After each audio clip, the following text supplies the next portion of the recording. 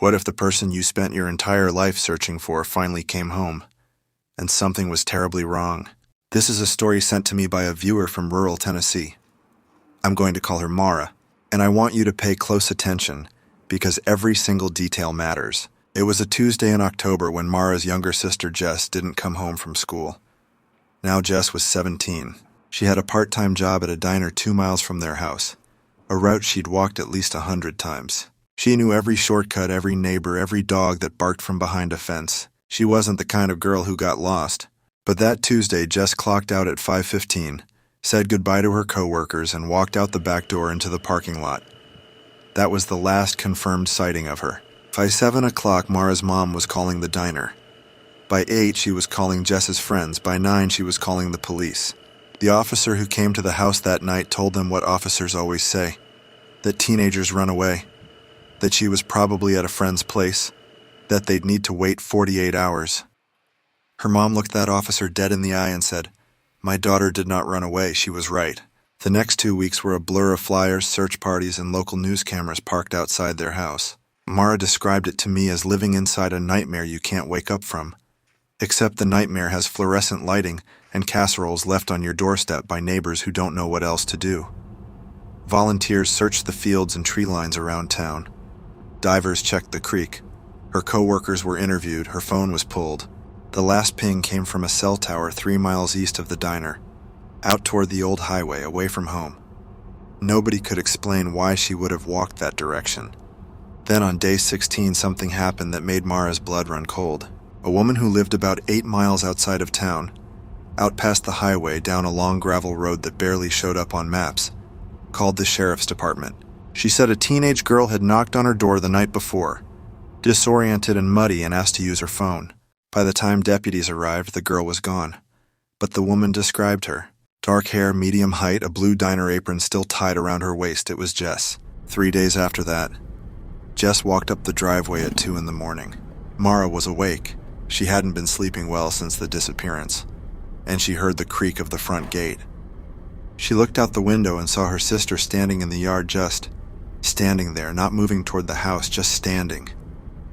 Mara ran downstairs and threw the door open. And she told me, and I want you to hear this clearly. She said the moment she looked at her sister's face, something in her stomach dropped. Jess was physically fine. No visible injuries, no signs of serious trauma. She was cold and dirty and her clothes were torn, but she was standing on her own 2 feet and she was breathing. But her eyes were different. Mara said it was like talking to someone who was pretending to be Jess. All the right words, all the right memories when asked. She knew their dog's name, their childhood nicknames, the name of their 3rd grade teacher. But the feeling was gone. That warmth. That familiarity. Something was just off. Their mom noticed it too, but nobody said it out loud for weeks because what do you say?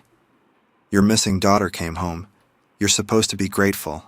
Here's where it gets dark. Jess never fully explained where she'd been for those 16 days. She said she remembered walking away from the diner and then nothing. A blank. She said she woke up in a field and didn't know how she got there.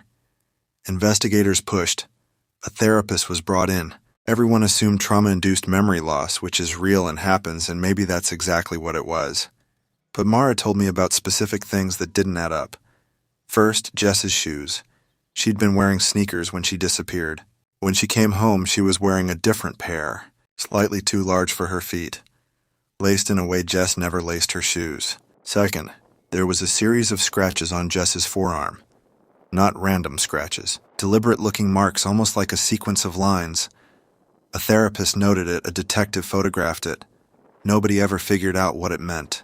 Third, and this is the one that keeps Mara up at night. 2 weeks after Jess came home, Mara found a piece of paper tucked inside a book on Jess's shelf. It wasn't in Jess's handwriting. It was an address, a rural address, out past the highway. Mara recognized the road. It was the road where the woman lived. The woman Jess had knocked on the door of, 3 miles from wherever she'd been held. Mara took the paper to the detective on the case. They drove out there. The house at that address had been vacant for at least a year. But inside they found evidence that someone had been there recently. Food wrappers, a sleeping bag. and on the wall of one of the back rooms, written in marker, a list of names. Jess's name was one of them. She was not the only one. The investigation is still technically open. Jess has never been able or willing to fill in those 16 days. She moved out of state 2 years later and has very limited contact with her family. Mara says she grieves her sister even though her sister is alive, because whoever walked up that driveway at 2 in the morning wasn't entirely the person who left. And the other names on that wall, some of them belong to people who were never found. I'm your host. This has been The Deadly Talk.